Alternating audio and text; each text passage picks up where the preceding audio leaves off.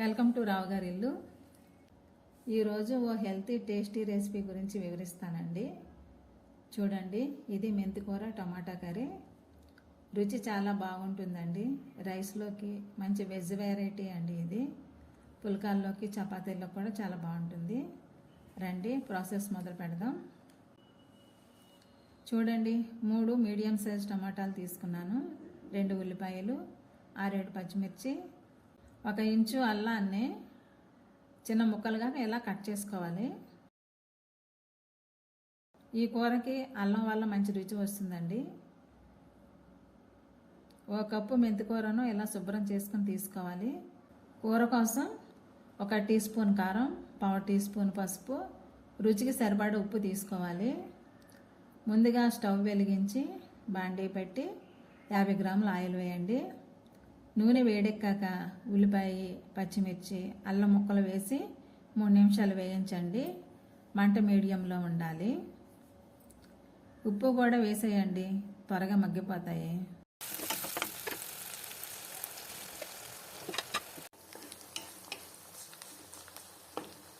ఉల్లిపాయలు ఇలా మగ్గితే చాలండి. ఇప్పుడు టమాటా ముక్కలు కూడా వేసి మగ్గించాలి. బాగా కలపండి. టమాటాలు హైబ్రిడ్ కావడంతో మగ్గడానికి టైం పడుతుందండి. నాటు టమాటాలు అయితే 5 నిమిషాల్లో మెత్తగా అయిపోతాయి.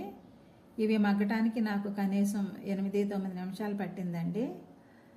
మీ దగ్గర కూడా హైబ్రిడ్ టమాటాలే ఉంటే మధ్య మధ్యలో మూత తీసి కలుపుతూ ఉండండి. టమాటాలు మాడితే కూర టేస్ట్ అస్సలు బాగోదండి. ఈ దశలో నీళ్లు పోయొద్దండి. టమాటాల నుంచి వచ్చే నీటితోనే మగ్గించాలి. మూత పెట్టేయండి.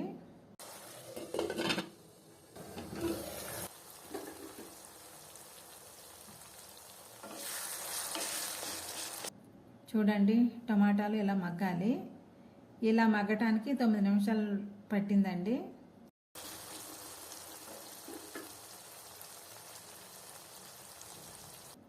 ఇప్పుడు మెంతికూరను వేసి బాగా కలపండి.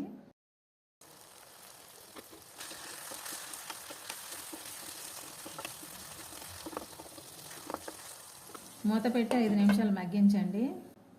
5 నిమిషాలు అయిందండి.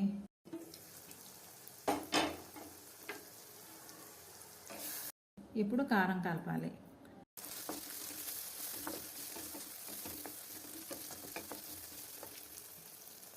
ఇప్పుడు దీంట్లో చిన్న టీ గ్లాసుడు నీళ్లు పోసి 6 నుంచి 7 నిమిషాల సన్నని మంటపై మగ్గించండి.